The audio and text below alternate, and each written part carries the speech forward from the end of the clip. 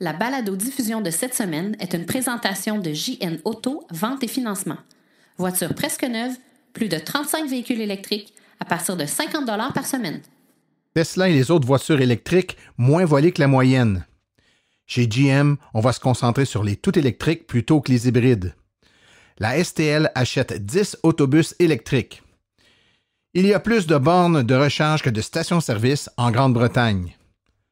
Le circuit électrique et Desjardins annonce 4 bornes rapides dans le complexe Desjardins. C'est le lancement du salon du véhicule électrique de Saint-Hyacinthe. Voiture électrique au féminin, on parle de la Porsche Panamera.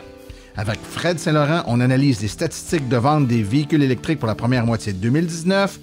Tout ça et bien plus encore dans le 62e de Silence on roule.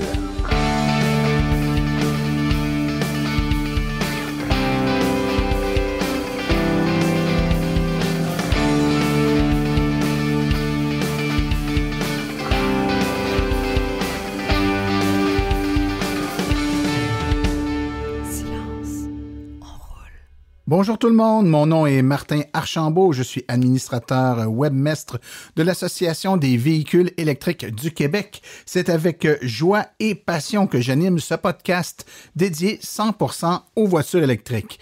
Eh bien mes amis, on revient de vacances, c'est le premier show, le premier podcast après les vacances estivales. J'espère que vous allez bien. Vous allez sans doute remarquer un paquet de changements au niveau du podcast, au niveau du son, au niveau des invités, de la façon dont ça va se passer. Écoutez, pendant l'été, on a refait complètement le studio chez moi. Là, j'avais une toute petite, un tout petit setup d'enregistrement tout à fait artisanal. Ça donnait quand même quelque chose de potable. Je pense que vous avez pu apprécier dans les 60 quelques épisodes précédents. Mais là, on a fait un saut majeur. J'ai vraiment une pièce là, chez moi, dans le sous-sol, insonorisé, un studio avec qui est installé de façon permanente, en fait, où je peux recevoir 3 invités, donc on peut être 4 personnes en même temps à participer avec également des gens qui peuvent se joindre à distance, que ce soit par téléphone ou par Skype. Écoutez, l'équipement, tout a été changé, les microphones, la console, les logiciels d'enregistrement. On vient vraiment de faire un saut dans les ligues majeures. Donc, un grand merci à tous ceux qui m'ont donné un coup de main, que ce soit au niveau de la technique, au niveau des conseils. Là, on est capable en plus, avec l'équipement que j'ai là, je pourrais aller faire des émissions qui seront pas nécessairement dans le studio, donc tout est transportable très facilement. La console me permet d'enregistrer là, directement dans la console en multipiste. Donc c'est vraiment là un beau setup pour être capable de faire des prochains épisodes qui vont être parfois, donc, un peu plus traditionnel, donc en studio, avec des invités, tout ça, mais d'autres fois, peut-être un peu plus libre lors d'événements particuliers, par exemple. Donc, ça va permettre là d'être un peu partout puis d'avoir le feeling là, de l'enregistrement live sur le terrain. Beaucoup de choses se sont produites également pendant l'été. Il est arrivé tout plein d'événements, en fait. Je dirais, entre autres, la prolifération des superstations du circuit électrique. Donc, par superstation, on entend des endroits où plusieurs bornes de recharge rapide sont installées, là, 2 ou 4, souvent 4 bornes de recharge rapide. Vous avez sans doute vu le principe. Il y en a maintenant quelques-unes qui sont arrivées avec un look aussi différent. Donc, visuellement, c'est très beau. C'est souvent super bien situé. Donc, ça change beaucoup la donne pour les électromobilistes qui voyagent, qui font de longues distances et qui ont besoin là, le long des autoroutes de se recharger rapidement avec la certitude ou un peu plus de garantie qu'en arrêtant, c'est pas juste une borne puis elle va être déjà utilisée. Donc, on arrive à 4 bornes. Les probabilités qu'on ait une de libre tout de suite sont quand même assez grandes. Donc, ça, c'est une grosse amélioration qui est arrivée pendant l'été. Mon Dieu, que s'est-il passé d'autre? Il y a également eu nos statistiques, on va en parler amplement aujourd'hui, donc je ne vais pas entrer sur le sujet, mais beaucoup de voitures électriques, la subvention fédérale a fait son œuvre. Ça a également mis en relief le manque criant de disponibilité chez les manufacturiers, donc pour presque tous les manufacturiers. Je pense à l'exception peut-être de la Chevrolet Bolt qui est un peu plus disponible, mais tous les autres véhicules, c'était très difficile d'y trouver, très difficile de se les procurer. Donc, un problème criant de disponibilité qui ne fait que nous rappeler l'importance de la loi zéro émission et du fait que cette loi-là devrait et devra avoir beaucoup plus de mordant si on veut être capable de répondre à la demande actuellement du public québécois pour les voitures électriques de tout genre. Alors, sans plus tarder, écoutons les nouvelles dans le monde de l'électromobilité.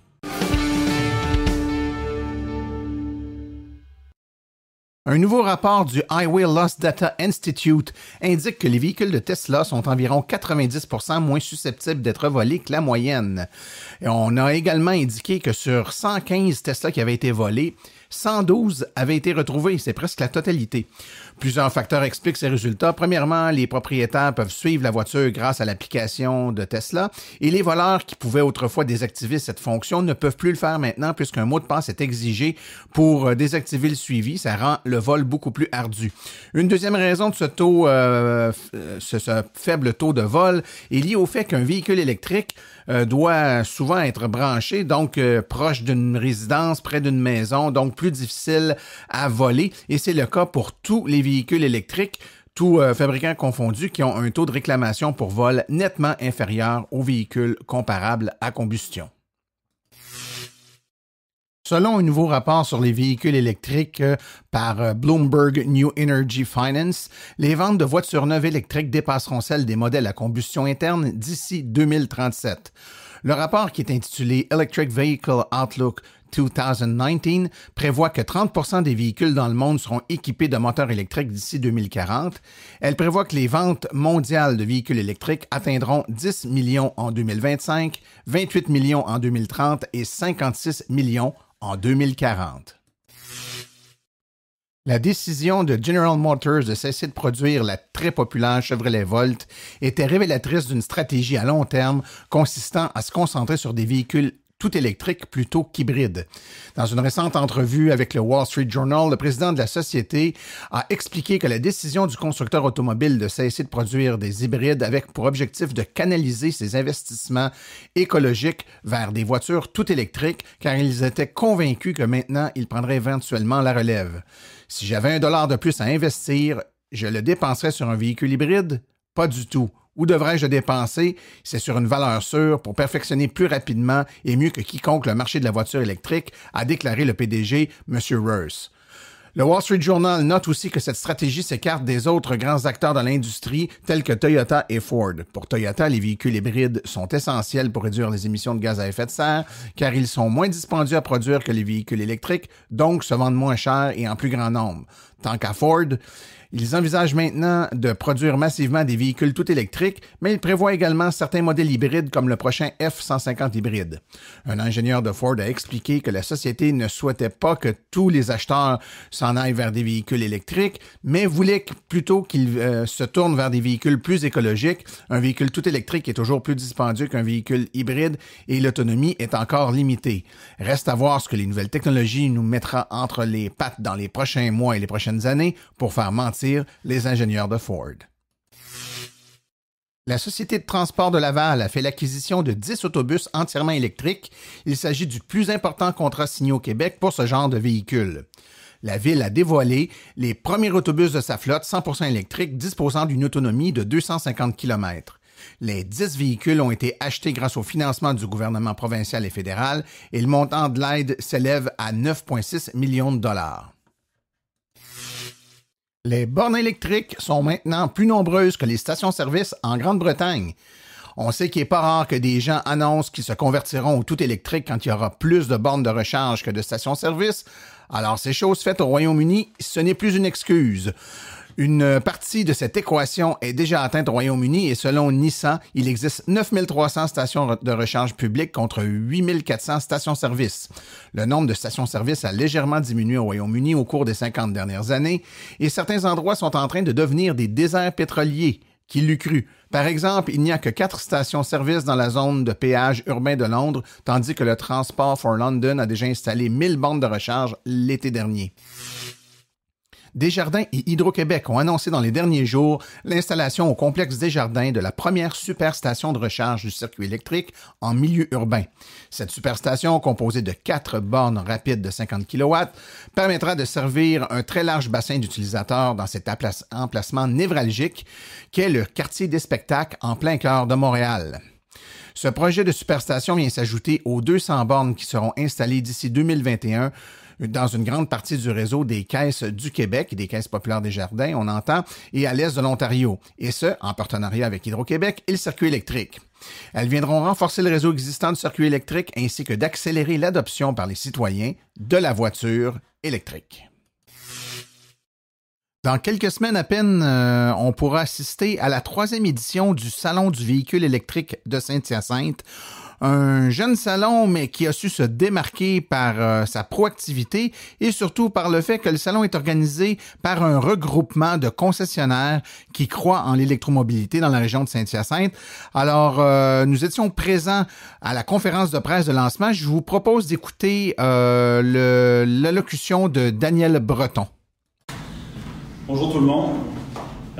Pour une 3e année, je suis extrêmement heureux d'être ici parmi vous parce que c'est important que les gens comprennent à quel point l'apport de l'Association des concessionnaires automobiles de Saint-Hyacinthe a été fondamental dans la création et la pérennisation de ce salon-là parce que il n'y a aucun autre endroit au Canada où on voit un regroupement de concessionnaires qui se sont mis ensemble pour organiser un salon du véhicule électrique. C'est pas arrivé nulle part ailleurs. Donc, c'est unique. On peut être fier de ça. Et le résultat de ça, ça fait en sorte que, per capita, il se vend aujourd'hui plus de véhicules hybrides rechargeables électriques à Saint-Hyacinthe qu'il s'en vend à Québec, à Laval, à Montréal. Donc, il y a de quoi être vraiment très fier de ça quand on regarde les statistiques de vente. Vous savez, on les a régulièrement, on les analyse. Et aussi, on est les premiers en Montérégie. Ça, il y a de quoi être très fier. C'est toute une série d'engagements pour faire en sorte que les gens d'affaires, les concessionnaires ont dit, nous, on va poser un geste de plus, c'est-à-dire qu'au-delà du fait qu'on a dit, on va aller vers plus de véhicules électriques, on va y aller dans toutes les petites mesures qui vont faire en sorte d'améliorer l'environnement, mais aussi la santé des citoyens du Québec. Donc, concrètement, ça veut dire qu'au salon, on va poser des gestes concrets tels que il n'y aura pas de bouteilles de plastique. Comme vous pouvez le voir dans la conférence de presse, il n'y a pas de bouteilles de plastique. Ce sont des pichets d'eau avec des verres en vitre. Donc, pas de plastique à usage unique. On va utiliser le plus possible des aliments locaux et si possible bio. Écoutez, on est dans le grenier du Québec, à Saint-Hyacinthe. Il faut encourager nos producteurs locaux. Ça tombe sous le sens, on dirait, mais l'idée, c'est de dire de façon concrète et d'agir en toute cohérence avec notre vision. On va évidemment privilégier recyclage et compost et biométhanisation. Ça, Saint-Hyacinthe, c'est la mecque de la biométhanisation, vous le savez. Mais en plus, on va aller vers la compensation carbone. Pour ceux qui l'ignorent, je vais vous expliquer un peu ce que c'est. C'est-à-dire qu'il y a des gens qui vont venir visiter le Salon du véhicule électrique de Saint-Hyacinthe. Certaines de ces personnes-là vont venir en voiture électrique, d'autres en voiture à essence. Donc, pendant le salon, on va faire le décompte à savoir qui est venu en voiture à essence, combien de kilomètres ils ont fait, donc combien de gaz à effet de serre ils ont émis. Et une fois qu'on aura calculé toutes les émissions de gaz à effet de serre, le Salon du véhicule électrique de Saint-Hyacinthe va compenser partiellement les émissions de gaz à effet de serre pour les visiteurs et va inviter les visiteurs à en faire autant. Et ça va se faire via Carbone Boréal, justement, qui est associé à l'Université du Québec à Chicoutimi.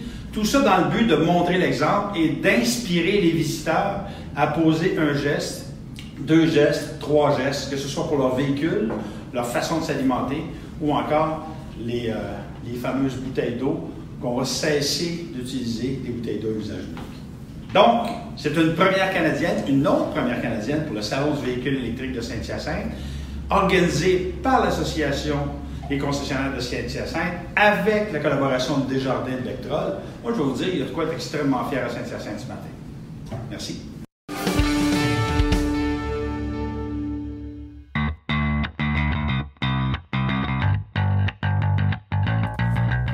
Vous êtes intéressé à faire le saut pour une voiture électrique? Vous considérez choisir une voiture d'occasion? Rendez-vous chez JN Auto. Avec plus de 35 modèles presque neufs en stock, c'est définitivement le chef de file lorsque vient le temps de vous procurer un véhicule électrique. En plus des prix déjà très compétitifs, JN Auto offre un rabais exclusif aux membres hors de l'Association des véhicules électriques du Québec. Une réduction supplémentaire de 299 $ plus taxes sur le prix affiché au financement d'un véhicule entièrement électrique ou hybride rechargeable. Consultez notre liste de voitures au www.jnauto.com. Téléphonez-nous au 1-888-821-3084 ou rendez-vous directement en succursale au 317 route 116 à Richmond, en Estrie. JN Auto, choix, qualité et service après-vente irréprochable depuis 35 ans.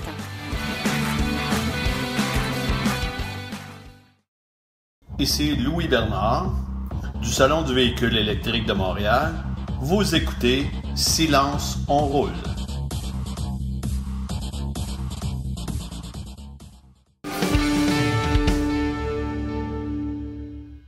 Un élément qui est toujours très prisé des amateurs de voitures électriques et même des médias, je dirais, c'est les statistiques que l'AVEC construit à tous les 3 mois ou à peu près 3-4 mois. Là, on achète les bases de données de la Société de l'assurance automobile du Québec. Donc, c'est un paquet de chiffres.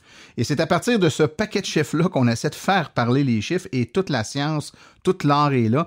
Et aujourd'hui, en studio, je suis très content parce que on a l'un de nos 2 statisticiens. Je sais pas si on peut on peut t'appeler comme ça, mais on a en fait en fait, je devrais dire il y a 3 personnes. Il y a Simon-Pierre Rioux qui participe à l'exercice, mais généralement là, le gros du travail est fait par mes collègues Jean-François Morissette. Et Jean-François, aujourd'hui, il était pas là. Il était en camping, ouais, c'est ça. Mais on a la chance d'avoir l'illustre Frédéric Saint-Laurent. L'illustre Frédéric Saint-Laurent, oui, qui fait qui collige les chiffres et qui fait les deux, donc Jean-François et Frédéric, le feront parler les chiffres. Et c'est un peu ça qu'on va regarder aujourd'hui. On a publié une version, la dernière version, juste avant les vacances, donc qui comportait là, le trimestre aller jusqu'à la fin du mois de juin. Donc, on avait avril, mai, juin. Donc, on le sort toujours au mois de juillet, le temps de faire nos calculs, mais c'est des données jusqu'au mois de juin.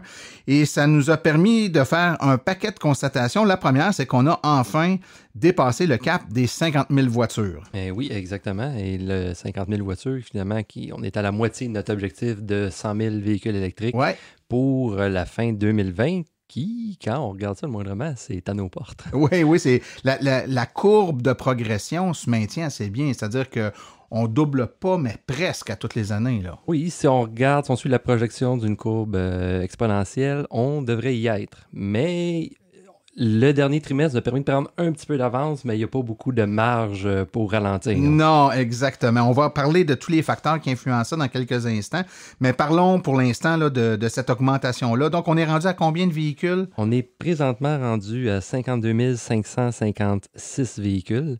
Il s'agit d'une progression de 8 634 en 3 mois. Si on ramène ça sur une base... pour ces 3 mois-là, c'est-à-dire une progression de 19,7 % de façon annualisée, c'est-à-dire à partir de juin de l'an passé jusqu'à juin de cette année, c'est une progression de 74 %.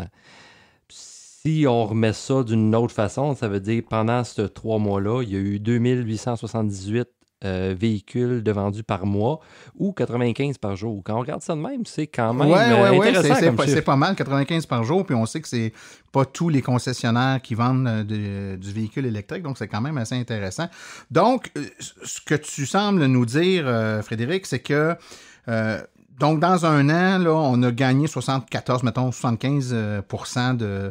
une augmentation de 75 % de véhicules, mais étant donné que d'année en année, il y en a de plus en plus, le pourcentage de l'année passée, si on suppose que c'était aussi 75 %, c'est 75 % qui représente moins de voitures que cette année. Donc, plus ça va. Si on avait encore 75 % l'année prochaine, par exemple, ça serait 75 % d'un nombre absolu de véhicules beaucoup plus grand. Donc, c'est quand même une croissance. Et c'est là, je pense, qui est le nerf de la guerre. Souvent, en entrevue, les gens semblent dire, ouais, ça croît à peu près au même taux d'année en année. Ouais, mais si on augmente de 75 % toutes les années, le nombre de véhicules sur les routes est beaucoup plus grand d'une année à l'autre. C'est ce que ça veut dire. Là. Oui, en fait, juste pour m'en venir ici, j'ai passé par le pont de la 25, mais j'ai croisé tellement de véhicules électriques, ça faisait chaud au cœur. Si tu étais un fin observateur, juste sur ma rue, il y en a 7. Ah, OK. On est 7, c'est pas une grosse rue. Tu me diras qu'il y a eu un facteur... Il y a quelqu'un qui a fait de la promotion. Exactement, ils ont un très bon... Oui, il y a un porte-parole Exactement. qui a fait de la promotion. Mais effectivement, ça croît beaucoup. Donc, c'est combien de véhicules de plus, là? Donc, si on regarde dans la dernière année, c'est 22 000 voitures électriques de plus sur les routes. C'est ça, c'est 20... il y a des poussières, là, mais en gros, ça, c'est 22 000 véhicules de plus électriques sur nos routes en un an. Et pour donner une idée, ce 22 000-là, ça correspond à tout ce qui a été... ça correspond au nombre total de véhicules sur nos routes à la fin 2017. Donc, il n'y a pas si longtemps que ça. Il y en avait juste 22 000 et là, on vient d'en vendre 22 000 en seulement un an. Et ce chiffre-là de 2017, on l'avait commencé en 2011. C'est-à-dire, de 2011 à 2017, c'est à peu près vendu autant de véhicules que dans la dernière année.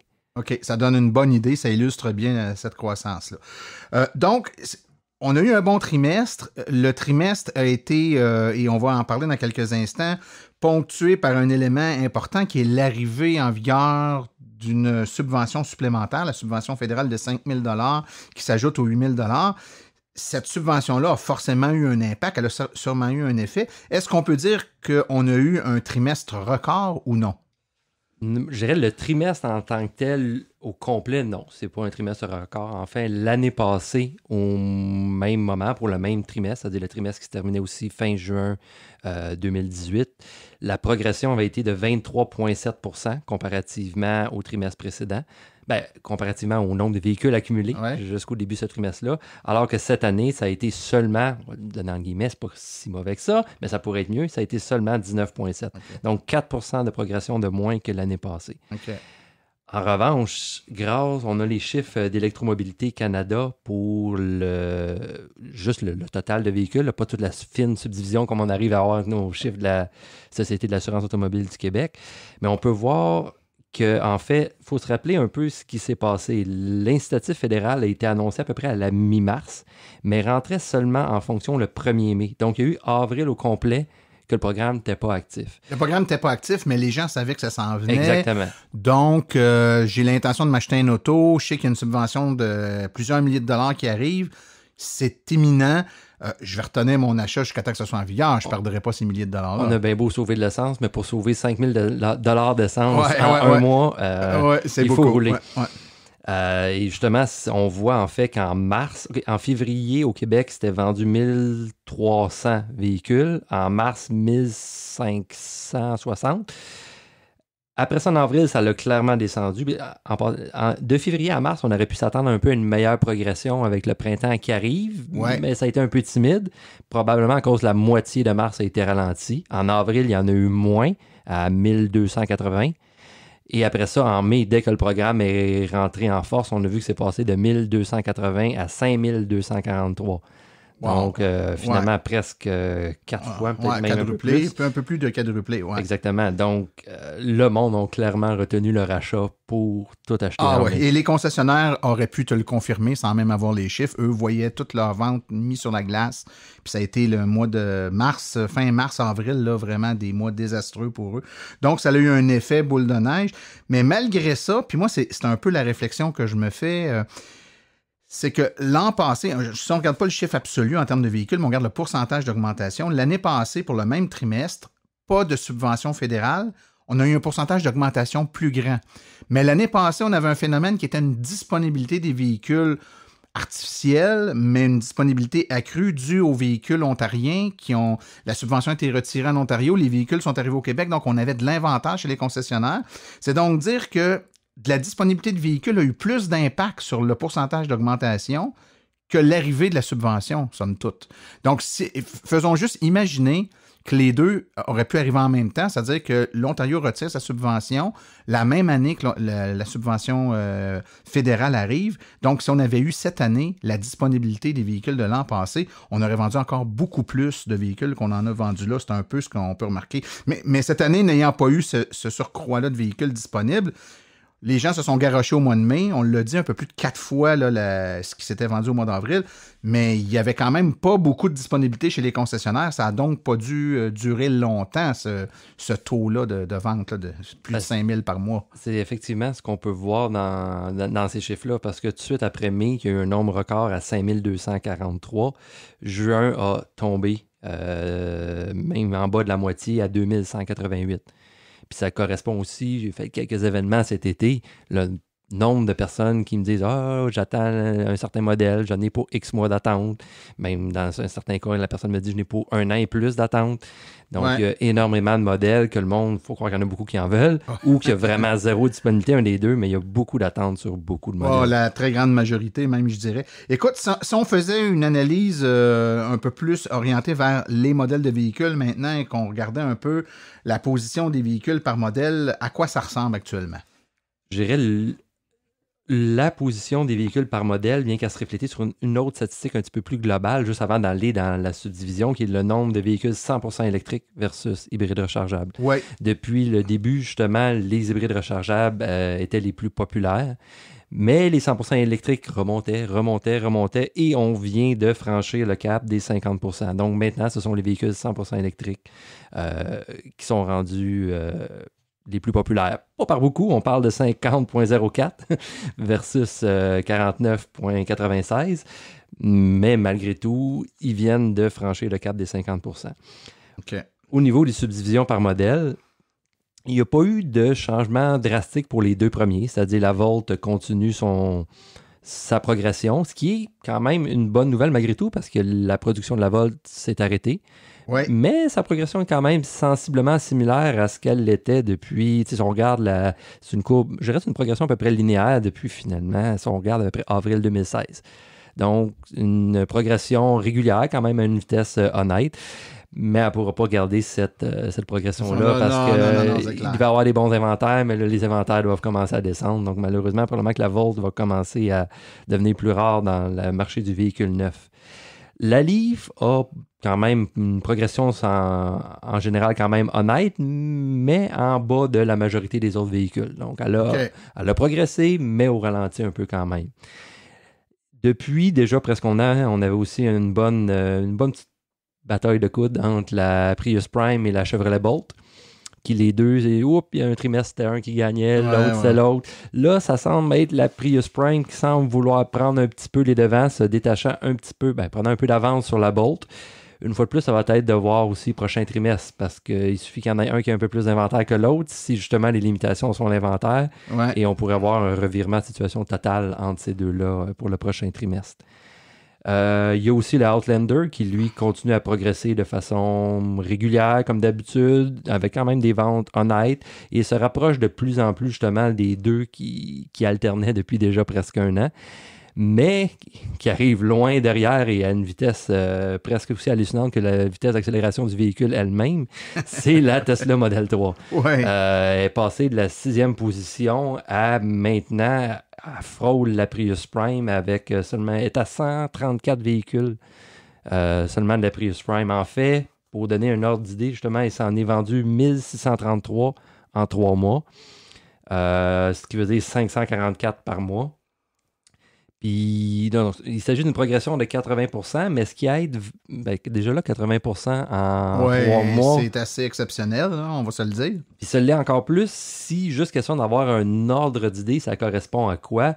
Juste à titre comparatif, mettons BMW série 3, que, oui, j'avoue, plusieurs personnes qui achètent la Model 3 ne sont pas nécessairement des acheteurs traditionnels de véhicules BMW ou un peu plus luxueux. Il y en a plusieurs qui tirent un petit peu leur budget et qui vont dans des catégories qui n'auraient pas été sinon. Mais malgré tout, c'est intéressant de le comparer à la série 3.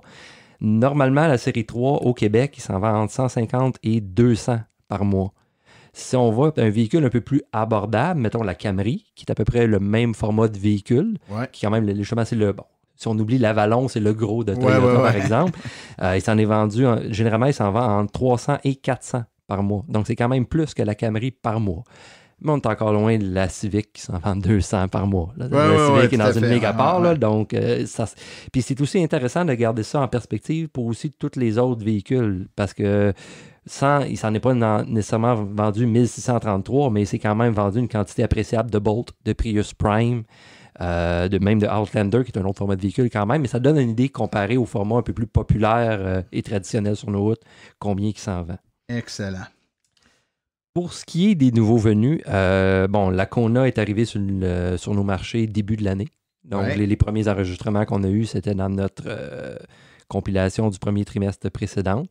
Puis, finalement, c'est quasiment une progression, je dirais pas au nombre de véhicules près, mais presque. Finalement, ça l'a doublé sur nos routes comparativement au trimestre précédent. Puis en fait, là, justement, la Kona, en seulement 6 mois, a réussi à atteindre déjà 2,5% de notre flotte de véhicules électriques avec 1289. C'est quand même bon. Puis c'est pas un véhicule pour lequel la disponibilité est au rendez-vous. C'est-à-dire qu'il y a beaucoup de gens sur des listes d'attente. C'est un véhicule qui aurait pu avoir des ventes phénoménales s'il y avait eu 2 ou 3 fois plus de disponibilité dans les cours des concessionnaires. Oui, ça fait partie des véhicules que justement je me fais souvent dire dans les différents événements. Ah oui, j'attends pour pour la Kona, mais on me dit que je n'ai pour 6 mois, je n'ai pour 8 mois, ou même il y en a qui disent je la considère même plus, c'est trop long. C'est triste, mais... Il y a beaucoup, et on le voit surtout sur les modèles de haute... qui ont beaucoup d'autonomie, comme la Kona, la Niro. C'est des véhicules qui sont quand même là, dans le haut de l'échelle là, des prix, si on y va avec les véhicules un peu plus standards, mais qui commencent à se rapprocher dangereusement du prix des plus petites Tesla. Et la Tesla... une fois que tu as mis là, les éléments que tu avais à mettre dessus, va te revenir un peu plus cher, on en convient. Mais pas tant que ça. Et quand tu es rendu à attendre 6-8 mois, ben là, il y a des gens qui se disent, écoute, je vais faire le saut, puis je vais mettre quelques milliers de dollars de plus, puis je vais aller chercher la Tesla 3, la SR+. Oui. Ben, c'est une des choses, justement, que généralement, dans les événements, quand on parle un peu pour voir les besoins des gens, leurs besoins autant, il y a leur sentiment, leur besoin d'aller chercher le juste milieu entre les deux. Ouais. Certaines personnes, ils regardaient justement, ils regardent une Tesla, puis je peux pas me la payer, c'est une Tesla. Mais exactement comme tu dis, elle revient peut-être quelques milliers de dollars, mais à peine plus, et elle a certains avantages de plus que les autres. Ouais.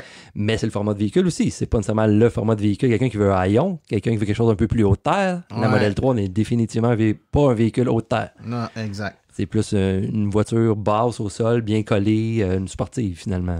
Est-ce que dans nos chiffres, on commence à voir un peu justement le Niro? Parce que le Niro est un peu moi, je vois le Niro et le Kona. Souvent, les gens sont en réflexion entre ces deux véhicules-là qui se ressemblent, taille similaire, caractéristiques similaires. Certains aiment mieux l'un, d'autres aiment mieux l'autre, mais en termes d'autonomie, c'est assez semblable.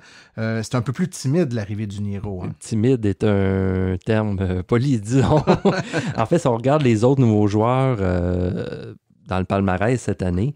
Il y a la Audi e-tron, qui est une autre ligue, mais en tout cas, Audi en parle quand même beaucoup, le positionne comparativement à la Tesla modèle X, parce que c'est quand même plus un SUV qu'une berline. Mais en ce moment, il s'en est seulement vendu 20 à date, alors que le modèle X, même si on oublie tout ce qui s'était accumulé, il s'en était vendu beaucoup plus que ça dans les premiers temps, et ça fait déjà, il y a de cela plusieurs années aussi. Au niveau, justement, comme tu parlais de la Niro, finalement, c'est l'équivalent en termes de format de la Kona, mais un tantinet plus spacieux. Ouais. Il s'en est seulement vendu 54.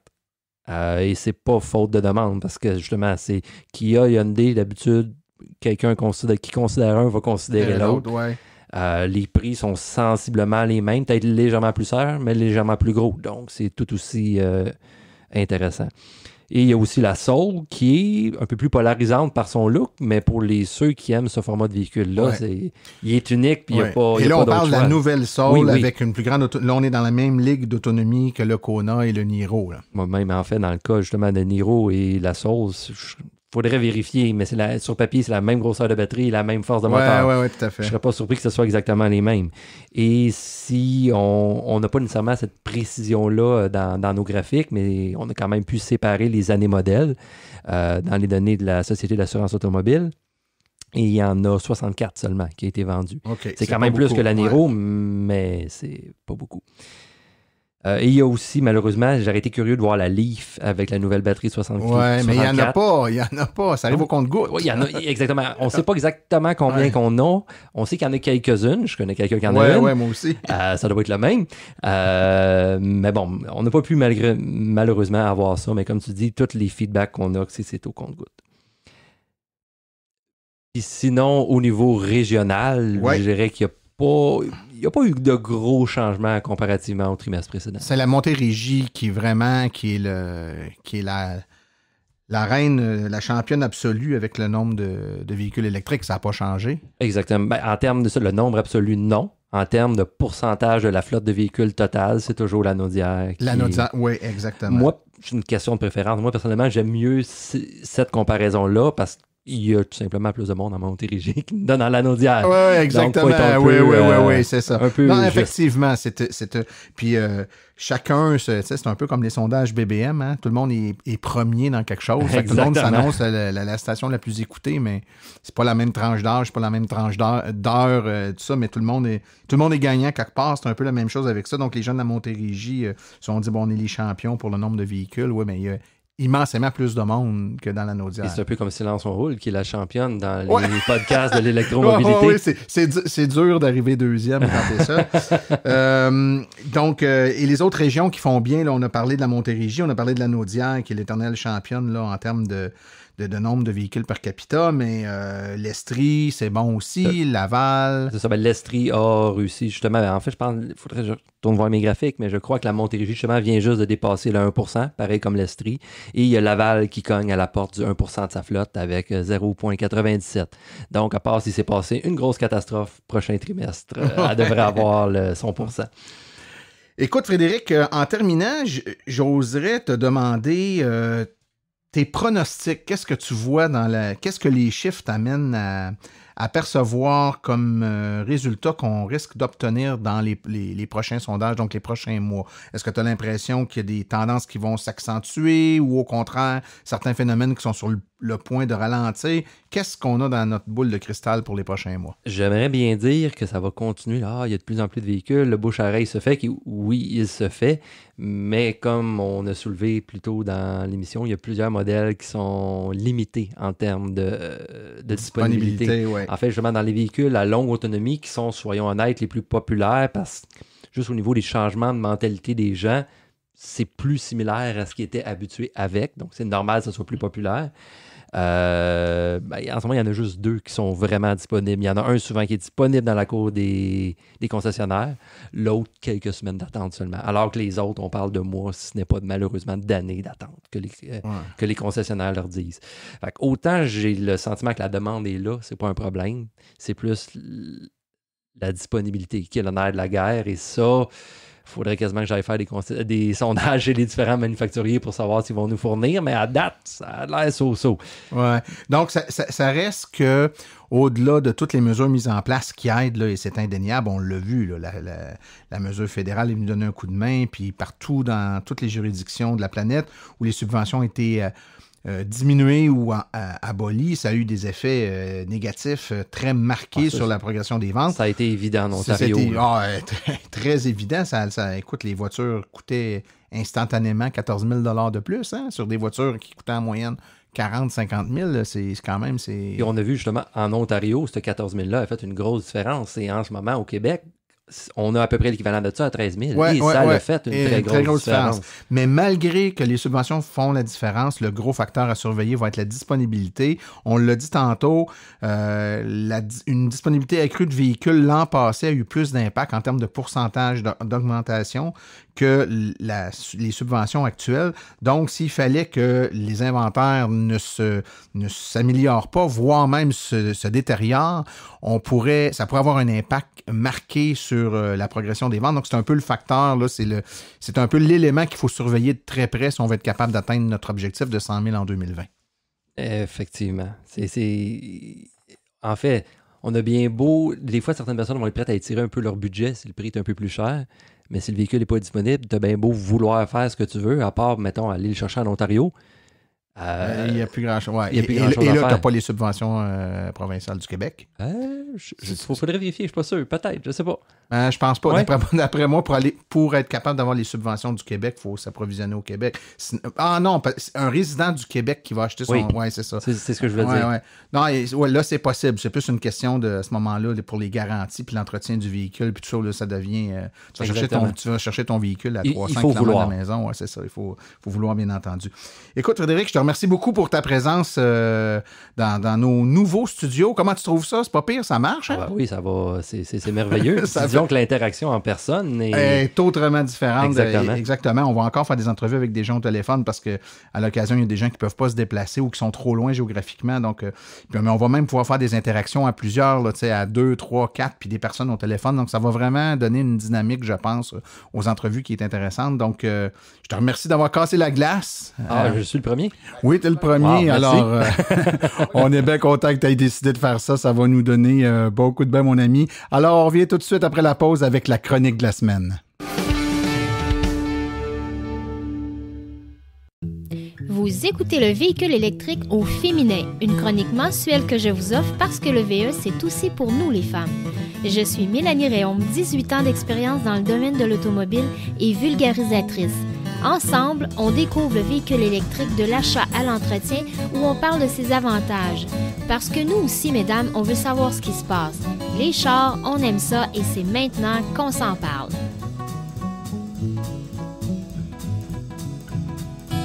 Bonjour à vous tous et à vous toutes, particulièrement mesdames, pour cette 4e chronique du véhicule électrique au féminin. C'est le retour des vacances. J'espère que vous avez profité du soleil qu'on a eu. J'espère que vous avez pu rouler silencieusement aussi loin que vous le désiriez. C'est la rentrée des classes, c'est le retour au travail. Puis moi, pour cette chronique-ci, j'ai décidé de faire une petite entorse à la série que j'avais et j'ai eu la chance d'essayer la fameuse Porsche Panamera Fort E hybride. Puis aujourd'hui, j'avais envie de vous parler de ça. Bien entendu, j'aimerais vous dire que c'est dans mes habitudes de rouler dans un véhicule aussi luxueux ou que c'est dans mes moyens de penser à pouvoir me procurer un tel véhicule, mais non, ce n'est pas le cas. Mais j'ai été invitée dans le cadre de la tournée Panamera canadienne qui se promenait à travers 18 villes canadiennes, dont 4 au Québec, à aller essayer, à aller faire un test de conduite, littéralement, pour la Porsche Panamera hybride. Quelle expérience ce fut! Je vous dirais que jusqu'à la toute dernière minute, je n'étais pas certaine de pouvoir vraiment conduire la voiture. Et oui, donc j'ai pu la conduire pendant une trentaine de minutes à travers la ville de Laval. J'ai commencé par me rendre au concessionnaire Porsche Lauson, chez lequel se faisaient l'essai routier. J'ai été accueillie par la merveilleuse Marie-Pierre Moreau, spécialiste des relations à la clientèle, qui m'a fait un accueil très chaleureux, sympathique et professionnel. Et qui m'a présenté à Célia Martin, courseuse automobile, qui nous arrivait d'Allemagne pour faire l'essai routier avec nous. Donc, je trouvais que ça entamait très, très bien la chronique au féminin pour la saison qui recommence. Donc, beau trio de femmes qui ont pu partager la passion des voitures. Donc, comment s'est passé cet essai routier-là?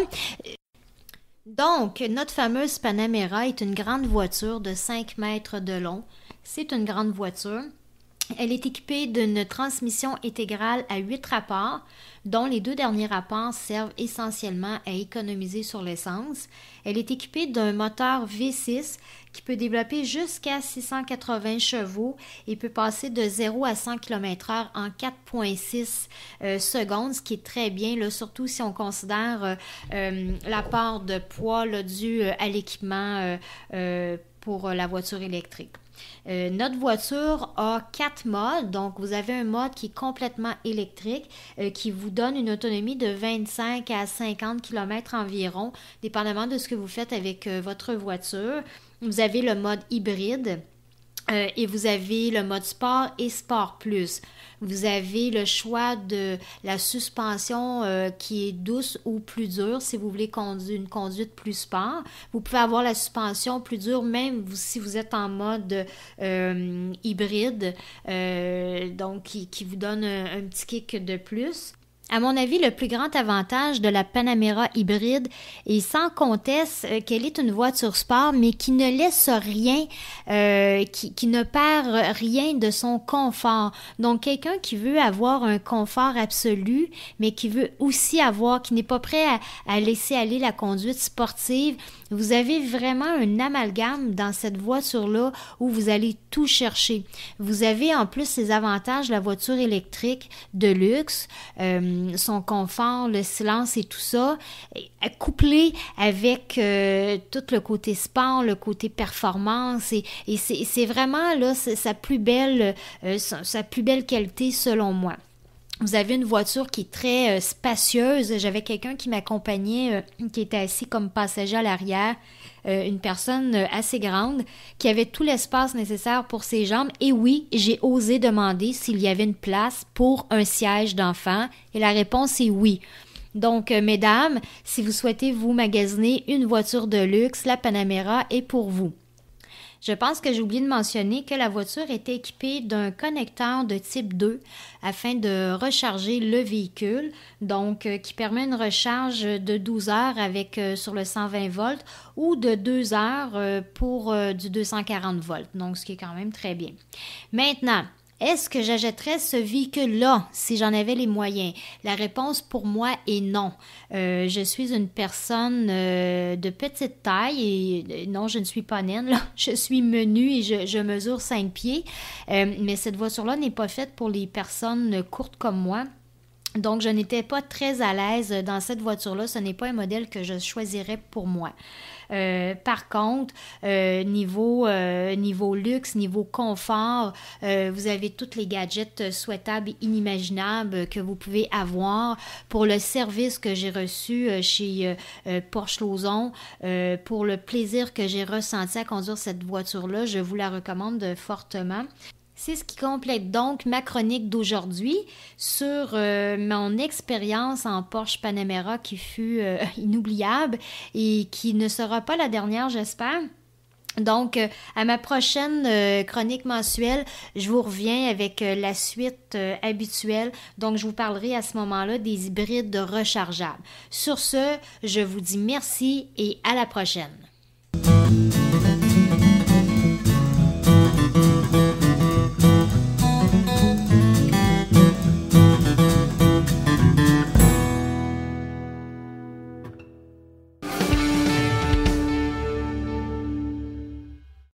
Voici les événements à venir dans les prochaines semaines dans le monde de l'électromobilité. Rendez-vous Country de Saint-Michel-des-Saints, c'est samedi le 31 août de 10h à 17h30 avec des essais de véhicules électriques, des expositions et vous pouvez également visiter la minière Nouveau Monde Graphite. Inscription sur Roulon électrique. Les jeudis branchés de septembre, c'est le 12 septembre 2019 de 17h à 21h. C'est au marché de la gare de Sherbrooke, kiosque d'information et exposition de voitures électriques. Rouler électrique Vaudreuil-Dorion, samedi le 14 septembre de 10h à 16h. C'est au stationnement du Saint-Hubert, 601 avenue Saint-Charles, essai routier, kiosque d'information, préinscription sur Roulon électrique. Un événement pas manqué, le Festival Roulon électrique de Laval, un très gros événement samedi le 21 septembre de 11h à 17h, essai de véhicules électriques, exposants, animation pour les enfants. Tout ça, c'est au Centre de la nature de Laval. Vous devez venir faire un tour là si vous avez un événement à visiter. C'est celui-là, sans aucun doute. Expo Objectif Planète du 28 au 29 septembre de 10h à 17h, c'est au stade Dupont. Ford, 335 avenue du Parc à Saint-Jean-sur-Richelieu, essai de véhicules électriques, kiosque d'information, préinscription sur Roulon électrique. Gravel, Chevrolet Buick Cadillac, essai routier, samedi le 5 octobre de 10h à 19h, c'est au 1007 boulevard René-Lévesque-Ouest à Verdun, essai routier et kiosque d'information. Encore une fois, préinscription sur Roulon électrique et finalement le Salon du véhicule électrique de Saint-Hyacinthe du 25 au 27 octobre 2019. Essai routier, véhicules sur place, conférence, un événement à ne pas manquer. Ceci conclut la présente balado-diffusion. L'AVEQ remercie tous les collaborateurs, particulièrement aujourd'hui Mélanie Réaume, Daniel Breton et Fred Saint-Laurent. pour leur participation. La reproduction ou la diffusion de l'émission est permise, mais l'Association des véhicules électriques du Québec apprécierait d'être avisée. Pour toute question qui concerne l'émission, veuillez écrire à martin@aveq.ca et pour les questions générales regardant l'électromobilité ou l'association, veuillez plutôt écrire à info@aveq.ca. Pour vous renseigner et avoir accès à toute la documentation de l'AVEQ, visitez notre site web www.aveq.ca. Je vous rappelle que sur notre site web, afin de vous faciliter la tâche, vous avez accès aux archives de nos balados-diffusions ainsi qu'à des hyperliens vers les sites web mentionnés aujourd'hui, le tout directement au www.aveq.ca/silence. Mon nom est Martin Archambault et d'ici le prochain balado, j'espère que vous attraperez la piqûre et direz vous aussi, silence, on roule.